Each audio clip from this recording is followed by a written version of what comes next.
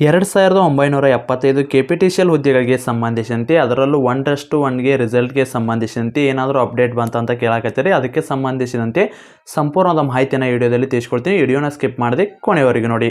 ಸ್ನೇಹಿತರೆ, ನೀವೇನಾದರೂ ಮೊದಲ ಬಾರಿಗೆ ನಮ್ಮ ವಿಡಿಯೋ ನೋಡ್ತೀರ ತಪ್ಪದೆ ಒಂದು ಲೈಕ್ ಮಾಡಿ. ಇದೇ ರೀತಿ ಕಂಟಿನ್ಯೂಸ್ ಅಪ್ಡೇಟಿಗಾಗಿ ನಮ್ಮ ಚಾನಲ್ ಸಬ್ಸ್ಕ್ರೈಬ್ ಮಾಡಿಕೊಳ್ಳಿ. ಪ್ರತಿನಿತ್ಯದ ಅಪ್ಡೇಟಿಗಾಗಿ ನಮ್ಮ ಟೆಲಿಗ್ರಾಮ್ಗೆ ಜಾಯ್ನ್ ಆಗಿ. ಟೆಲಿಗ್ರಾಮ್ ಗ್ರೂಪಿನ ಲಿಂಕ್ ಬಂದು ಡಿಸ್ಕ್ರಿಪ್ಷನ್ ಬಾಕ್ಸಲ್ಲಿ ಇರ್ತದೆ. ಇನ್ನೂ ಯಾರೆಲ್ಲ ಜಾಯ್ನ್ ಆಗಿಲ್ಲ ಪ್ರತಿಯೊಬ್ಬರು ಕೂಡ ಜಾಯ್ನ್ ಆಗಿರಿ. ಪ್ರತಿದಿನ ಉಚಿತ ಮಾಹಿತಿ, ಅದರ ಜೊತೆ ಉಚಿತ ನೋಟ್ಸ್, ಅದೇ ರೀತಿ ನಿಮಗೆ ಯಾವುದೇ ಒಂದು ಜಾಬ್ ವೇಕೆನ್ಸಿ ಬಿಟ್ಟರೆ ಸಂಪೂರ್ಣದ ಮಾಹಿತಿಯನ್ನು ಟೆಲಿಗ್ರಾಮಲ್ಲಿ ತಿಳಿಸಲಾಗ್ತದೆ. ಸ್ನೇಹಿತರೆ, ನೀವೇನಾದರೂ RRB ಗ್ರೂಪ್ ಡಿಗೆ ಸಂಬಂಧಿಸಿದ ಸ್ಟಡಿ ಮಾಡ್ತಾ ಇದ್ದರೆ ಈ ನೋಟ್ಸ್ಗಳು ತುಂಬ ಉಪಯುಕ್ತ ಆಗ್ತಾರೆ. ಸ್ನೇಹಿತರೆ ಸಿಲೆಬಸ್ಸಲ್ಲಿರುವ ಕಂಪ್ಲೀಟ್ ಆಗಿ ನೋಟ್ಸ್ಗಳನ್ನು ಕೂಡ ಇರುತ್ತೆ. ಆಲ್ಮೋಸ್ಟ್ ಎಲ್ಲ ಸಿಲೆಬಸ್ ಕಂಪ್ಲೀಟ್ ಆಗಿರೋ ನೋಟ್ಸ್ ಕೂಡ ಇರ್ತಾವೆ. ನಿಮಗೆ ಇಲ್ಲಿ ಸಂಬಂಧಿಸಿದಂತೆ ಜಿಕೆಗೆ ಸಂಬಂಧಿಸಿದಂತೆ ನೋಟ್ಸ್ ಸಿಗ್ತಾವೆ. ಅದೇ ರೀತಿಯಲ್ಲಿ ನಿಮಗೆ ಸೈನ್ಸ್ಗೆ ಸಂಬಂಧಿಸಿದ ನೋಟ್ಸ್ ಸಿಗ್ತಾವೆ. ಅದೇ ರೀತಿ ಕರೆಂಟ್ ಅಫೇರ್ಸ್ಗೆ ಸಂಬಂಧಿಸಿದ ನೋಟ್ಸ್ ಸಿಗ್ತಾವೆ. ಅದೇ ರೀತಿಯಲ್ಲಿ ಮ್ಯಾಥ್ಸ್ ಮತ್ತು ರೀಸನಿಂಗ್ಗೆ ಸಂಬಂಧಿಸಿದಂತೆ ಕೈ ಬರೆದ ನೋಟ್ಸ್ ಕೂಡ ಇರ್ತವೆ. ಸ್ನೇಹಿತರೆ, ನೀವು ನೋಟ್ಸ್ ನೋಡ್ಬೋದು. ಈ ರೀತಿ ನೋಟ್ಸ್ ಇರ್ತದೆ. ಪ್ರತಿಯೊಂದು ಇದು ಸೈನ್ಸ್ಗೆ ಸಂಬಂಧಿಸಿದಂತೆ ನೋಟ್ಸ್ ಇರ್ತದೆ. ಇಲ್ಲಿ ನೋಡ್ಬೋದು ಯಾವ ರೀತಿ ಇದೆ, ಎಲ್ಲ ಟಾಪಿಕನ್ನು ಕವರ್ ಮಾಡಿದ ನೋಟ್ಸ್ ಇರ್ತಾವೆ. ಅದೇ ರೀತಿ ಈಗ ಭೌತಶಾಸ್ತ್ರ ಆಗಿರ್ಬೋದು, ಇಲ್ಲಿ ಜೀವಶಾಸ್ತ್ರ ನೋಡಿರ್ಬೋದು. ಅದೇ ರೀತಿ ನಿಮ್ಮದು ರಸಾಯನಶಾಸ್ತ್ರಕ್ಕೆ ಸಂಬಂಧಿಸಿದಂತೆ ಒಟ್ಟು ನೋಟ್ಸ್ಗಳು ಕೂಡ ಸಿಗ್ತಾವೆ. ಕೇವಲ 200 ರೂಪಾಯಿಗಾಗಿ ಈ ನೋಟ್ಸನ್ನು ಕೊಡ್ತಾ ಇದ್ದಾರೆ. ಈ ನೋಟ್ಸಿನ ಬೆಲೆ ಮೊದಲಿಗೆ 999 ನೀಡ್ತಾ ಇದ್ರು. ಸ್ನೇಹಿತರೆ, ಎಲ್ಲ ಸ್ಪರ್ಧಾ ಅಭ್ಯರ್ಥಿಗಳಿಗೆ ಯೂಸ್ ಆಗಲಿ ಅಂತೇಳಿ ಈಗ 300 ರೂಪಾಯಿಗೆ ನೀಡ್ತಾರೆ. ಅದೇ ರೀತಿ ಈಗ ನಮ್ಮ ಚಾನಲಲ್ಲಿ ವಿಡಿಯೋ ನೋಡಿದ ಸ್ಕ್ರೀನ್ಶಾಟ್ ಏನಾದರೂ ಕಳಿಸಿದರೆ ಕೇವಲ 200 ರೂಪಾಯಿಗೆ ಈ ನೋಟ್ಸ್ಗಳನ್ನು ನಿಮಗೆ ಕೊಡ್ತಾ ಇದ್ದಾರೆ. ಯಾರಿಗಾದರೂ RRB ಗ್ರೂಪ್ ಡಿಗೆ ಸಂಬಂಧಿಸಿದಂತೆ ನೋಟ್ಸ್ ಬೇಕಾದರೆ ಅದ್ರ ಜೊತೆಗೆ ಓಲ್ಡ್ ಕ್ವಶನ್ ಪೇಪರ್ ಕೂಡ ಕನ್ನಡದಲ್ಲಿರೋ ನೋಟ್ಸ್ ಕೂಡ ಇರುತ್ತೆ ಇವ್ರ ಹತ್ರ. ಯಾರಿಗಾದರೂ ಓಲ್ಡ್ ಕ್ವಶನ್ ಪೇಪರ್ ಮತ್ತು ಸಿಲೆಬಸ್ಸಲ್ಲಿರೋ ನೋಟ್ಸ್ ಏನಾದರೂ ಬೇಕಾಗಿತ್ತು ಕೆಳಗಡೆ ಕಾಣುವ ನಂಬರನ್ನು ಸಂಪರ್ಕಿಸಬಹುದು. 9538151535ಗೆ ನೀವು ವಾಟ್ಸಪ್ ಮುಖಾಂತರ ಇವರನ್ನು ಸಂಪರ್ಕಿಸಿ ಎಲ್ಲ PDF ನೋಟ್ಸ್ಗಳನ್ನು ನಿಮಗೆ ಕಳಿಸ್ತಾರೆ. ಸ್ನೇಹಿತರೆ ಟಾಪಿಕ್ಗೆ ಬರೋದಾದರೆ, ಸ್ನೇಹಿತರೆ ಸಾಕಷ್ಟು ಅಭ್ಯರ್ಥಿಗಳು ಕೇಳಾಕತ್ತಿದ್ರಿ KPTCL ಎಲ್ಲ ರಿಸಲ್ಟ್ ಫೈನಲ್ ಹಂತಕ್ಕೆ ಬಂದಂತ್ರಿ, ಜಾಯ್ನಿಂಗ್ ಲೆಟರ್ ಯಾವಾಗ ಅಂತ ಕೇಳಾಕತ್ತೀರಿ. ಅದೇ ರೀತಿ ಈಗ ಹೆಸ್ಕಾಮ್ ಆಗಿರ್ಬೋದು, ಜೆಸ್ಕಾಮ್ ಉಳಿದ ಕಂಪ್ನಿಗೆ ಸಂಬಂಧಿಸಿದಂತೆ ರಿಸಲ್ಟ್ ಯಾವಾಗ, ನಮ್ಮನ್ನ ಡ್ಯೂಟಿಗೆ ಯಾವಾಗ ಜಾಯ್ನ್ ಮಾಡ್ಕೋತಾರೆ ಅಂತ ಕೇಳಾಕತ್ತಿದ್ರಿ. ಸ್ನೇಹಿತರೆ, ಇಲ್ಲಿ ನೋಡ್ರಿ, ಇದಕ್ಕೆ ಸಂಬಂಧಿಸಿದಂತೆ ಈಗ KPTCL ಆಗಿರ್ಬೋದು, ಅದೇ ರೀತಿ ಇನ್ಯಾವುದೋ ಉಳಿದ ಕಂಪ್ನಿಗೆ ಸಂಬಂಧಿಸಿದಂತೆ ಇದನ್ನೇ ನೋಡೋಕೆ ಹೋಗ್ಬೇಡ್ರಿ. ಇದು ಲಾಸ್ಟ್ ಟೈಮ್ ಐತ್ರಿ. ಸುಮ್ಮನೆ ನಿಮಗೆ ಮಾಹಿತಿಗೋಸ್ಕರ ತಿಳಿಸ್ಕೊಡೋಕೆ ಇದನ್ನು ತೊಗೊಂಡಿದ್ರಿ.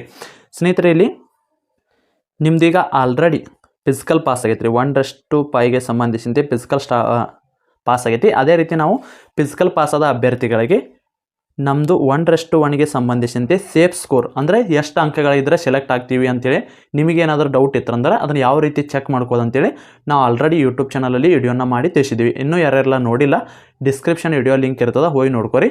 ಇಲ್ಲ ಅಂದ್ರೆ ನಮ್ಮ ಟೆಲಿಗ್ರಾಮ್ ಗ್ರೂಪಲ್ಲಿ ಕೂಡ ವಿಡಿಯೋ ಲಿಂಕನ್ನು ಹಾಕಿರ್ತೀವಿ. ಅದು ನಿಮಗೆ ಭಾಳ ಯೂಸ್ ಆಗ್ತದೆ ರೀ.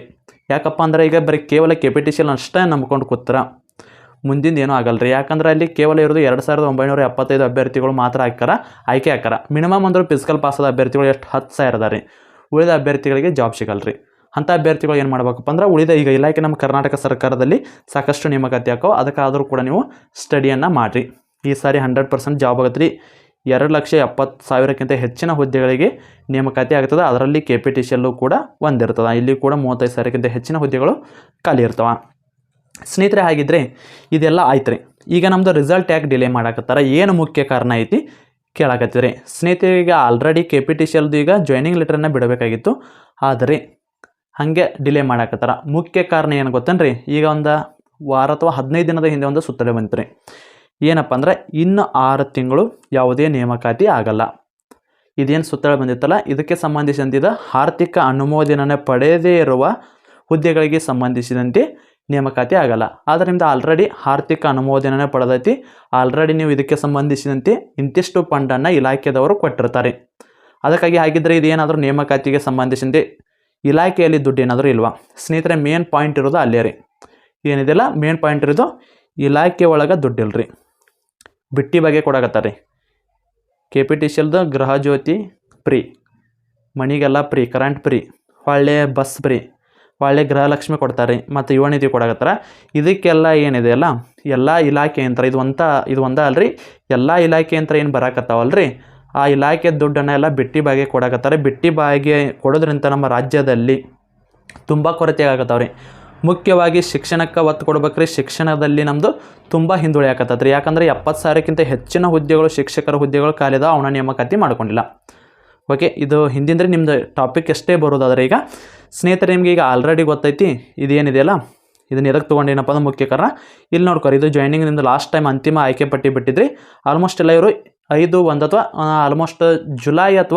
ಆಲ್ಮೋಸ್ಟ್ ಜುಲೈ ಒಳಗಡೆ ಎಲ್ಲರೂ ಕೂಡ ಜಾಯ್ನಿಂಗ್ ಆಗ್ಯಾರಿ. ಯಾವಾಗ 2022 2022 ಅವರು ಜಾಯ್ನಿಂಗ್ ಆದ್ರಪ್ಪ ಅಂದ್ರೆ 3 ವರ್ಷ ಟ್ರೈನಿಂಗ್ ಪೀರಿಯಡ್ ಅಂತ ಇರ್ತದೆ ರೀ. ಆ ಪೀರಿಯಡ್ನಲ್ಲಿ ಅವರು 10,000 11,000 12,000 ಇಷ್ಟು ಅವ್ರಿಗೆ ವೇತನವನ್ನು ಇಲಾಖೆದವ್ರು ಕೊಟ್ಟಿದ್ರಿ. ಅಂದ್ರೆ ಅವರು ಟೆಂಪ್ರವರಿ 3 ವರ್ಷ ಟೆಂಪ್ರವರಿ ಇರ್ತಾರೆ. 3 ವರ್ಷ ಆದಮೇಲೆ ಅವರು ಪರ್ಮನೆಂಟ್ ಹಾಕಾರ. ಹಾಗಿದ್ರೆ ನಾವು 3 ವರ್ಷ ಅದೇ ರೀತಿನ ಹೌದು, ನೀವು ಕೂಡ 3 ವರ್ಷ ಟೆಂಪ್ರವರಿ, ಬಟ್ ಯಾವುದೇ ಕಾರಣಕ್ಕೂ ನಿಮಗೆ ತೆಗೆದು ಹಾಕಲ್ಲ. ಆದರೆ ಅಸಭ್ಯ ನಡತೆಗಳು ಏನಾದರೂ ಕಂಡು ಬಂದ್ರೆ ಅಂಥಲ್ಲಿ ಮಾತ್ರ ತೆಗಿತಾರೆ. ಯಾರನ್ನೂ ಕೂಡ ಈ ಲಾಸ್ಟ್ ಟೈಮ್ ನೇಮಕಾತಿ ಅದು ತೆಗೆದಿಲ್ಲ. ಆದರೆ ನಿಮ್ಮ ನಡವಳಿಕೆ ಮೇಲೆ ಡಿಪೆಂಡ್ ಆಗಿ ಅಲ್ಲಿರ್ತದೆ. ಆಲ್ಮೋಸ್ಟ್ ಎಲ್ಲರೂ ಕೂಡ ಏನಾದರೂ ಅಂದ್ರೆ 3 ವರ್ಷ ಸಕ್ಸಸ್ಫುಲಿ ನೀವು ಟ್ರೈನಿಂಗ್ ಫೀಲ್ಡನ್ನು ಮುಗಿಸಿದ್ರೆ ಅಂದ್ರೆ ಆಮೇಲೆ ನಿಮಗೆ 3 ವರ್ಷ ಆದಮೇಲೆ ನಿಮ್ಮದು ವೇತನ ಕೂಡ ಡಬಲ್ ಆಗ್ತದೆ ರೀ. ಡಬಲ್ ಅಲ್ಲ, ತ್ರಿಬಲ್ ಆಗ್ತದೆ. ಈಗ ಸದ್ಯಕ್ಕೆ ರೀ ಈಗೇನು ಇವರು 3 ವರ್ಷ ಏನು ಮುಗಿಸ್ಯಾರಲ್ಲ, ಈಗ ಇವರು ಮುಗಿಸಿ ಈಗ ಇವ್ರಿಗೆ ಪೇಮೆಂಟನ್ನು ಯಾವಾಗ ಹಾಕಬೇಕಿತ್ತು, ಜುಲೈ ಆಗಸ್ಟ್ ಒಳಗೆ. ಈಗ 12,000 ಇತ್ತು ರೀ ಅವ್ರಿಗೆ, ಆಲ್ರೆಡಿ 12,000 ಇತ್ತು. ಅದನ್ನು 3 ವರ್ಷ ಆದಮೇಲೆ ಅಂದ್ರೆ ಪರ್ಮನೆಂಟ್ ಮಾಡ್ಕೊಂಡ್ಮೇಲೆ ಮಿನಿಮಮ್ ಅಂದರೂ 40,000 ಪ್ಲಸ್ ರೀ ಪ್ರತಿಯೊಬ್ಬ ಅಭ್ಯರ್ಥಿಗೆ.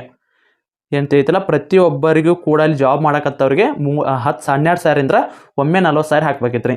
ಎಷ್ಟು ಡಿಲೇ ಮಾಡಕತ್ತಾರಂದ್ರೆ ಜುಲೈ ಒಳಗೆ ಹಾಕ್ಬೇಕಿತ್ತು ರೀ, ಜುಲೈ ಒಳಗೂ ಹಾಕಿಲ್ಲ. ಆಗಸ್ಟ್ ಹಾಕಬೇಕಿತ್ತು, ಆಗಸ್ಟು ಹಾಕಿಲ್ಲ. ಈಗ ಸೆಪ್ಟೆಂಬರ್ಗೆ ಸಂಬಂಧಿಸಿದ ಸೆಪ್ಟೆಂಬರ್ ಹಾಕ್ತೀವಿ ಅಂತ ಹೇಳ್ಯಾರ, ಅದನ್ನು ಕೂಡ ಹಾಕಿಲ್ಲ. ಬರೀ ವೇತನ ಅಷ್ಟಾಗತ್ತಾರೋ ಮಿನಿಮಮ್ ಅಂದ್ರೆ ಅವ್ರಿಗೆ 40,000 ವೇತನ ಬರಬೇಕು.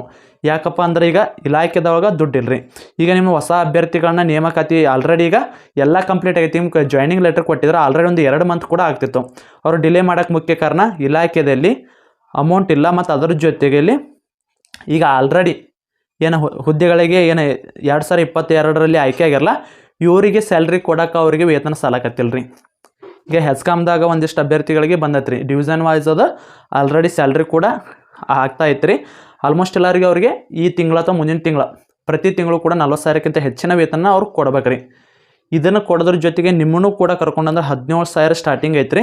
ನಿಮಗೆ ಅಲ್ಲಿ ಕೊಡ್ಬೇಕು, ಅವ್ರಿಗೆ ಕೊಡೋಕೆ ಅವ್ರ ಕಡೆ ಅಮೌಂಟ್ ಇಲ್ಲ. ಅದಕ್ಕಾಗಿ ನಿಮ್ಮದು ಮುಖ್ಯ ಕಾರಣ ಇಷ್ಟೇಪ್ಪ ಅಂದರೆ ರಿಸಲ್ಟನ್ನು ಬಿಡೋಕೆ ಕಾರಣ ಏನಪ್ಪ ಅಂದರೆ ರಿಸಲ್ಟ್ ಡೇಟ್ ಮಾಡೋಕ್ಕೆ ಮುಖ್ಯ ಕಾರಣ ಏನಂದ್ರೆ ಇಲಾಖೆಯಲ್ಲಿ ಅಮೌಂಟ್ ಇಲ್ಲ. ಅದಕ್ಕಾಗಿ ಕರ್ಕೋತಾರೆ, ಬಟ್ ಪ್ರೊಸೆಸನ್ನು ಮೆಲ್ಲಕ್ಕೆ ಕರ್ಕೊಂಡು ಹೊಂಟಾರಿ. ಆಲ್ಮೋಸ್ಟ್ ಎಲ್ಲ ಈ ಬಜೆಟ್ ಎಲ್ಲ ಮುಗಿಬೇಕಂದ್ರೆ ಈಗ ನೆಕ್ಸ್ಟ್ ಜನವರಿವರೆಗೂ ಕೂಡ ಹೋಗುವ ಸಾಧ್ಯತೆ ಐತ್ರಿ. ರಿಸಲ್ಟ್ ಬಿಡ್ತಾರೆ, ಬಟ್ ಜಾಯ್ನಿಂಗ್ ಲೆಟ್ರನ್ನು ಇಶ್ಯೂ ಮಾಡ್ಬೇಕಂದ್ರೆ ಸ್ವಲ್ಪ ಡಿಲೇ ಆಗ್ತದೆ. ತೈತಲ್ಲ ಈಗ ಆಲ್ರೆಡಿ ಗೊತ್ತೈತಿ 6 ತಿಂಗಳವರೆಗೂ ಕೂಡ ನಿಮ್ದು ಇಲ್ಲಿ ಇಲಾಖೆ ಅನುಮೋದನೆ ಪಡೆದಿದ್ದಕ್ಕೆ ಅವ್ರಿಗೆ ಸ್ಯಾಲ್ರಿ ಕೊಡೋಕ್ಕಾಗತ್ತಿಲ್ಲ ರೀ. ಹೊಸ ನೇಮಕಾತಿ ದೂರಿದ ಮಾತ್ರ. ಹಾಗಿದ್ರೆ ನಿಮ್ಮದು ರಿಸಲ್ಟ್ ಯಾವಾಗ ಬರ್ತಾ, ರಿಸಲ್ಟ್ ಕೂಡ ನಿಮ್ಮದು ಕಂಟಿನ್ಯೂಸ್ ಆಗಿ 1 by 1 ಬಿಡಾಕತ್ತಾರೆ. ಇಲ್ಲ ಮೆಡಿಕಲ್ ಲಿಸ್ಟನ್ನು ಏನು ಬಿಡಾಕತ್ತಾರ, ಮೆಡಿಕಲಲ್ಲಿ ಫೇಲ್ ಆದ ಅಭ್ಯರ್ಥಿಗಳು ಏನಿರ್ತಾರಲ್ಲ ಮತ್ತೆ ಬೇರೆ ಹೊಸ ಅಭ್ಯರ್ಥಿಗಳನ್ನ ಬಿಡಾಕತ್ತಾರ. ಮೆಡಿಕಲ್ ಸ್ವಲ್ಪ ಡಿಲೇ ಆಗಾಕತ್ತೈತೆ ರೀ. ಮೆಡಿಕಲ್ ಒಂದು ರೆಡಿ ಆತಂದ್ರೆ ಲಿಸ್ಟ್ ಬಿಡ್ತಾರೆ, ಬಟ್ ನಿಮ್ಮದು ಜಾಯ್ನಿಂಗ್ ಲೆಟ್ರ್ ಸ್ವಲ್ಪ ಡಿಲೇ ಆಗ್ತದೆ. ಅದು ಜನವರಿವರೆಗೂ ಕೂಡ ಹೋಗ್ಬೋದು ಅಥವಾ ಡಿಸೆಂಬರ್ವರೆಗೂ ಕೂಡ ಹೋಗ್ಬೋದು. ಒಟ್ಟು ಜಾಯ್ನಿಂಗ್ ಲೆಟ್ರನ್ನು ಕೊಡೋದು ಸ್ವಲ್ಪ ಡಿಲೇ ಆಗ್ತದೆ, ಬಟ್ ರಿಸಲ್ಟ್ ಅಂತೂ ಬಿಡ್ತಾರೆ. ಈಗ ಆಲ್ಮೋಸ್ಟ್ ಎಲ್ಲ ಕಂಪ್ನಿದು ಮುಗ್ದ ರೀ ಮೆಡಿಕಲ್.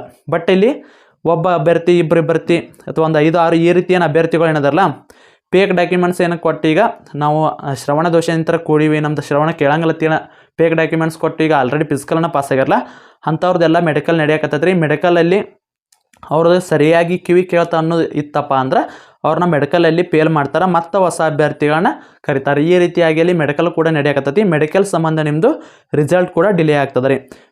ಇದಕ್ಕೆ ಸಂಬಂಧಿಸಿದಂತೆ 1 by 1 ಕಂಪ್ನಿದು ಕೂಡ ಈಗ ರಿಸಲ್ಟ್ ಬಿಡ್ತಾರೆ, ಬಟ್ ಜಾಯ್ನಿಂಗ್ ಲೆಟರ್ ಮಾತ್ರ ಡಿಲೇ ಆಗ್ತದೆ. ಆಲ್ಮೋಸ್ಟ್ ಎಲ್ಲ ಈ ನವಂಬರ್ ಒಳಗಡೆ ಎಲ್ಲ ಕಂಪ್ನಿದು ಕೂಡ 1 by 1 ರಿಸಲ್ಟ್ ಕೂಡ ಬರುವ ಸಾಧ್ಯತೆ ಐತ್ರಿ. ಬಟ್ ಜಾಯ್ನಿಂಗ್ ಲೆಟ್ರ್ ಲೇಟ್ ಆಗ್ತದೆ. ಇನ್ನು ನೆಕ್ಸ್ಟ್ ಸಾಕಷ್ಟು ಅಭ್ಯರ್ಥಿಗಳು ಕೇಳಾಕತ್ತಿದ್ರಿ 35,000ಕ್ಕಿಂತ ಹೆಚ್ಚಿನ ಹುದ್ದೆಗಳು ಈಗ KPTCL ಇಲಾಖೆಯಲ್ಲಿ ಖಾಲಿ ಅದಾವು, ನೇಮಕಾತಿ ಯಾವಾಗ ಆಗ್ತದೆ ಅಂತೇಳಿ. ಸ್ನೇಹಿತರಿಗೆ ಆರ್ಥಿಕ ಅನುಮೋದನೆ ಪಡೆದುಕೊಂಡಿರುವ ಹುದ್ದೆಗಳೇ ನೇಮಕಾತಿ ಆಗಕತ್ತಿಲ್ಲ, ಅಂದಮೇಲೆ ನಿಮ್ಮ ನೇಮಕಾತಿ ಯಾವಾಗ ಆಗ್ತಾವೆ ರೀ. ಸ್ನೇಹಿತರೆ ಇಲ್ಲಿ ತಿಳ್ಕೊರಿ, ನಿಮ್ಮದು ಪವರ್ ಮ್ಯಾನ್ ಮತ್ತು ಸ್ಟೇಷನ್ ಪರಿಚಾರಕ ಏನು ಹುದ್ದೆಗಳದಲ್ಲ ಇನ್ನೂ ಆಲ್ಮೋಸ್ಟ್ ಎಲ್ಲ 1 yearವರೆಗೂ ಕೂಡ ನೇಮಕಾತಿ ಆಗಲ್ಲ ರೀ. ಇವ್ರನ್ನೆಲ್ಲ ಜಾಯ್ನಿಂಗ್ ತೊಗೊಂಡು ಆದಮೇಲೆ ನಿಮ್ಮದು ಹೊಸದು ಆರ್ಥಿಕ ಅನುಮೋದನೆ ಪಡೆದು ಆಮೇಲೆ ನೇಮಕಾತಿಯನ್ನು ಮಾಡ್ತಾರೆ. ಆದರೆ ಇಲ್ಲಿ ನೇಮಕಾತಿ ನೀವು ಬೇರೆ ಅಂದ್ರೆ ಪವರ್ ಮ್ಯಾನು ಮತ್ತು ಜೂನಿಯರ್ ಸ್ಟೇಷನ್ ಪರಿಚಾರಕ ಈ ಹುದ್ದೆಗಳನ್ನ ಬಿಟ್ಟು ಬೇರೆ ಏನಪ್ಪ ಅಂದ್ರೆ ಇದು KPTCL ಸಾಕಷ್ಟು ಹುದ್ದೆಗಳು ಖಾಲಿದಾವೆ. AJವರೆಗೂ ಕೂಡ ಇಲ್ಲಿ ಖಾಲಿಗಳು ಇರ್ತಾವೆ ಹುದ್ದೆ, ಅವನು ಕೂಡ ಕರ್ಕೋತಾರ. ಯಾವಾಗ ಆಗುತ್ತಪ್ಪ ಅಂದ್ರೆ ಆಲ್ಮೋಸ್ಟ್ ಎಲ್ಲ ಏಪ್ರಿಲ್ ಒಳಗೆ ನಿಮ್ಮದು ನೇಮಕಾತಿ ಆಗುವ ಸಾಧ್ಯತೆ ಐತ್ರಿ. ಹೊಸ ನೇಮಕಾತಿ ಈ ಸಾರಿ ನೇಮಕಾತಿ ಆದರೆ ಯಾವುದೇ ರೀತಿಯಲ್ಲಿ SSLC ಅಂಕಗಳ ಆಧಾರದ ಮೇಲೆ ತೆಗೆದುಕೊಳ್ಳಲ್ಲ, ಪರೀಕ್ಷೆ ಇರ್ತದೆ ರೀ, ಡೈರೆಕ್ಟ್ ರಿಕ್ವೈರ್ಮೆಂಟ್ ಅಲ್ಲ. ಮತ್ತು ಇದಕ್ಕೆ ಸಂಬಂಧಿಸಿದ ಎಕ್ಸಾಮ್ ಇರುತ್ತೆ, ಎಕ್ಸಾಮ್ ಪಾಸಾಗಿ ಆಮೇಲೆ ಫಿಸಿಕಲ್ ಆದಮೇಲೆ ಡಾಕ್ಯುಮೆಂಟ್ಸ್ ವೆರಿಫಿಕೇಷನ್, ಮತ್ತು ಅದೇ ರೀತಿ ಅಂಗವಿಕಲ ಅಭ್ಯರ್ಥಿಗಳಿಗೆ ಮೆಡಿಕಲ್ ಆದಮೇಲೆ ನಿಮ್ಮದು ಜಾಯ್ನಿಂಗನ್ನು ಕೊಡ್ತಾರೆ. ನಾ ಸಾಕಷ್ಟು ಅಭ್ಯರ್ಥಿಗಳಿಗೆ ಆಲ್ರೆಡಿ ಫಿಸಿಕಲನ್ನು ಪಾಸ್ ಆಗಿರಿ. ಫಿಸಿಕಲ್ ಪಾಸ್ ಆದವರು ಎಲ್ಲರಿಗೂ ಕೂಡ ಜಾಬ್ ಕೊಡಲ್ಲ. ಅದಕ್ಕಾಗಿ ನೀವು ಏನು ಮಾಡಬೇಕಪ್ಪ ಅಂದ್ರೆ ಬೇರೆ ಹುದ್ದೆಗಳಿಗೆ ಅಂದರೆ ಸ್ಕೋರ್ ಕಡಿಮೆ ಇದ್ದವರು ಬೇರೆ ಹುದ್ದೆಗಳಿಗೆ ನೀವು ಪ್ರಯತ್ನನ ಮಾಡಿರಿ. ಅದರಲ್ಲೂ ಸ್ಟಡಿಯನ್ನು ಮಾಡಿರಿ. ಅಂದಾಗ ಮಾತ್ರ ನಿಮಗೆ ಬೇರೆ ಹುದ್ದೆಗಳು ಸಿಗ್ತಾವೆ. ಇಲ್ಲಿ ಸಿಗೋದು ಕೇವಲ 2975 ಅಭ್ಯರ್ಥಿಗಳನ್ನ ಮಾತ್ರ ಇಲ್ಲಿ ತುಂಬಿಕೊಳ್ತಾರೆ. ಉಳಿದ ಅಭ್ಯರ್ಥಿಗಳೆಲ್ಲರೂ ಕೂಡ ನೀವು ಬೇರೆ ಹುದ್ದೆಗಳಿಗೆ ಸ್ಟಡಿಯನ್ನು ಮಾಡಬೇಕಾಗ್ತದೆ. ಅದೇ ರೀತಿ ನಿಮ್ಮದು ಸೇಫ್ ಸ್ಕೋರ್ ಐತಿಲ್ಲ ಅಂತ ನೋಡ್ಬೇಕಂದ್ರೆ ನಾವು ಆಲ್ರೆಡಿ ವಿಡಿಯೋ ಮಾಡಿ ಹಾಕಿದ್ವಿ. ಅದರದ್ದು ವಿಡಿಯೋ ಲಿಂಕ್ ಡಿಸ್ಕ್ರಿಪ್ಷನ್ ಬಾಕ್ಸಲ್ಲಿ ಇರ್ತದೆ. ಇನ್ನೂ ಯಾರೆಲ್ಲ ನೋಡಿಲ್ಲ ಹೋಗಿ ನೋಡಿ, ನಿಮಗೆ ಸೇಫ್ ಸ್ಕೋರ್ ಐತಿಲ್ಲ ಅಂತೇಳಿ ನಿಮ್ಗೆ ಅಲ್ಲಿ ತಿಳಿತದ. ಇದಕ್ಕೆ ಸಂಬಂಧಿಸಿದಂತೆ ಏನೇ ಡೌಟ್ ಇದ್ರೂ ಕೂಡ ಕಮೆಂಟ್ ಮೂಲಕ ತಿಳಿಸಿ. ಸ್ನೇಹಿತರೆ, ಇದಾಗಿತ್ತು ಇವತ್ತಿನ ವಿಡಿಯೋ. ಮತ್ತೆ ಮುಂದಿನ ವಿಡಿಯೋದಲ್ಲಿ ಸಿಗೋಣ. ಶುಭ ದಿನ.